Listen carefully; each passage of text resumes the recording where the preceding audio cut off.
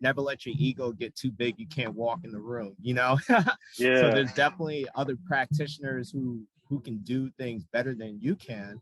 And they have a different perspective that can help you, you know? And I think that's is really important, you know? And it's, you leave your ego at the door and you work with everyone, because that's ultimately how you're going to have success. Got an awesome dude on, Anthony, and I'm gonna let you kick it off and introduce yourself and tell everybody what your role is. Great. So my name is Anthony Benyarko. I'm an associate athlete trainer at University of Maryland. I specifically work with the men's lacrosse team here. As an athlete trainer, basically I'm their gateway to like the healthcare continuum. So if they need to see a chiropractor, if they need to see a doctor, they come and see me. That's anything regarding a sports injury or general medicine. And also, you know, I provide, you know, recovery activities for the men's lacrosse athletes here at University of Maryland. And also any rehab wise, like any injuries, sports injuries that occur at practice or games, like I work with them as well. And also any long-term injuries, anything beyond that, you know, we work with them as well. Too, with my position, sometimes I just don't have the time. You know, it's very time sensitive. You know, we have practice in the afternoons, Yeah. treatments in the mornings. So it's kind of like, hey, what else can we be doing? You know, and I think, you know, when you really boil down to it, you have to remember what's best for the athlete. And I think the massage component and and that's also another thing, you know, just don't think just because they're massage therapists, that's the only thing they do. Like I really watch you as you work, and the stretching, and also talking to them about like, what are you doing nutrition, like what are you doing like outside, like how you sleep, how, you know, what are you doing when you work at your desk. So I think, you know, that's a credit to you. And I think that's really important. There's really sound clinicians out there that can really like make a difference. So Yeah, and that's what we try to do. Going into your role, you are an associate trainer, but you cover men's lacrosse specifically. How many correct. athletes are under your care? So it's 52 men's lacrosse athletes under my care. I know. That's what it says. Very time sensitive. My time is very valuable. But I also oversee 5 other athlete trainers that work with like various sports. So they cover men's and women's soccer, baseball, and track and field. So they come you know, to you as like the I guess a supervisory role, like, hey, yeah, I'm maybe stuck on some therapy, like, can you exactly. take a look at? Mentor, Okay. supervisor, yeah. And you know, I told them like, hey, this is kind of what I've seen in the past is what's worked. Like, try doing this, you know. That's kind of what, you know, I do like, you know, daily. From a perspective of like how my day lays out is, you know, we usually practice anywhere from like 3:30 to 5:30 each day. Yeah. And then in the mornings is really, we have meetings. Then we, you know, we go over rehabs, like what are we going to do with people. The guys tend to come in around like 12:30. We start doing rehabs for the day. Our long-term guys typically come around 1:30, 2 o'clock, and we work with them, and then we go out to practice, and then we have post-practice treatment, and then we get to go home and see our families. So Anthony, where did you start in sport? Like, how did you get to this particular role at the university? Where did you start? Like, what was your kind of pathway here? Wow. So this started all the way back in 2002. Okay. I was a freshman at Boston University. I knew I wanted to work with some type of physical therapy, or with, I wasn't even sure if it was athletes at the time. And we had a freshman immersion class with the athlete trainers, and I thought it was really like helpful. You know, like I got, you know, we were working with the athletes, they're highly motivated population.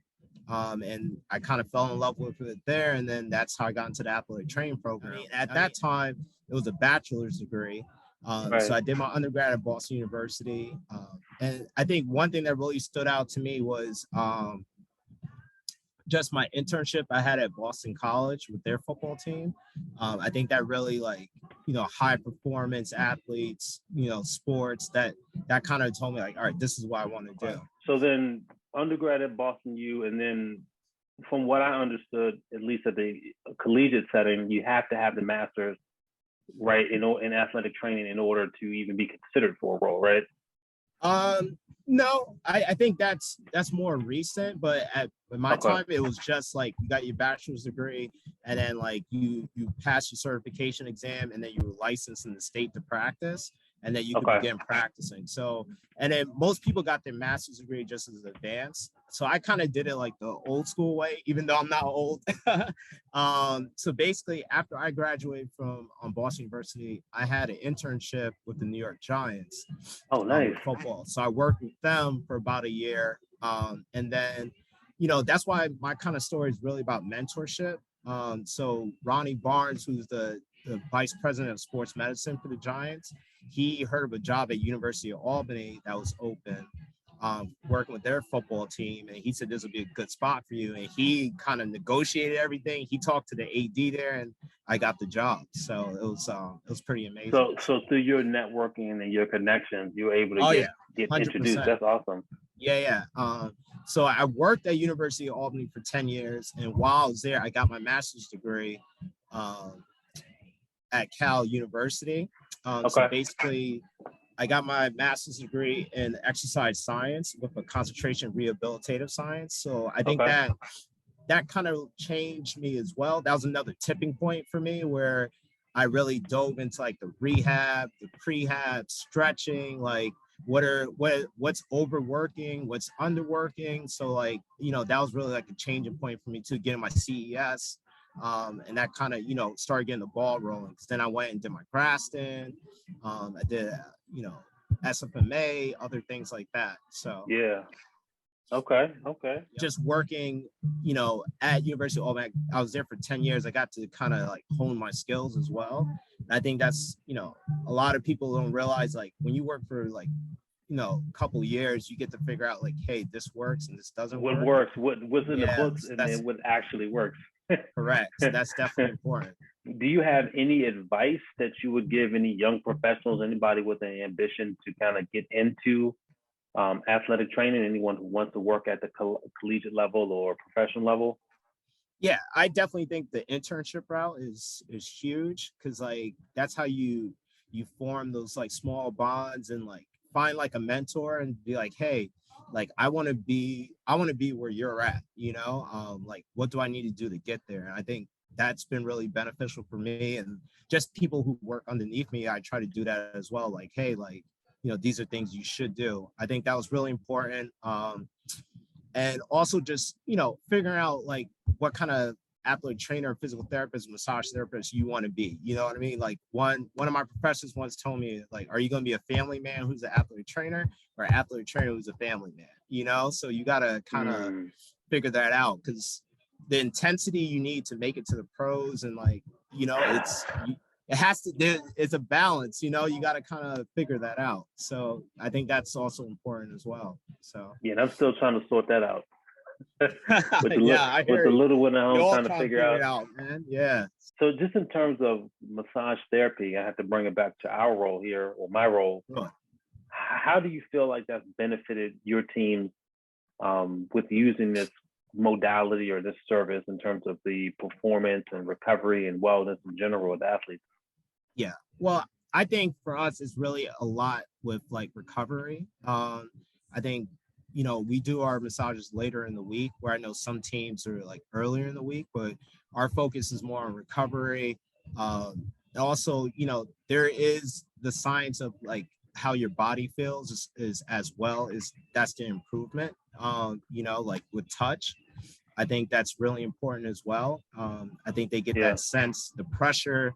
It helps like remove swelling, tightness. I really think that's important. And I think one component that you really put into is like the stretching as well, because Yeah. you can like massage someone to the cows go home, but they can go and they can be tight the next day. So I think the stretching you do is like really important. So it's more restorative and like regenerative, I would say. So Okay. we want to peak, you want to get us at our peak level. So yeah. I appreciate all the work that you've done to make our jobs easier. So if I haven't said this to you publicly, thank you. Or privately, Yeah. thank you. I appreciate it. No problem. And yeah, any final thoughts you want to leave the viewers with? Anything about sports, athletic training, recovery, performance, load management? Any big thoughts or trends that you see coming down the pipeline? Yeah, I think, the real big thing, and this is kind of what I've tried to incorporate a little bit more too, is like the sports analytics. I think that's, our guys, we're GPS trackers, and that's kind of how we judge like how much they should practice and also return to play. I think that's the future, is like predictive models and like, RPEs, questionnaires, just looking at that, not necessarily predicting injury, but like what benchmarks someone needs to hit to be fit, but also like if they go beyond this number, like that's Within the risk category. Exactly. So I think that's really the next frontier, is like for athletic training or any type of sports, working with sports, is like the analytics and like predictive models. So personally, I'm trying to dabble more into that as well. We have a sports science official here that works with that, but that's where things are moving. So. All right, cool. Well, thank you for your time, sir. We'll see you later tonight. All right, I'll see you. Appreciate you. All right, thanks, Anthony. Yep. I'm Stephen Conti, founder of Tokar Spa. Thanks for watching. If you enjoyed this video, don't forget to like, subscribe, and hit the notification bell to stay up to date with our latest self-care and wellness videos. Want to receive a personal massage at home?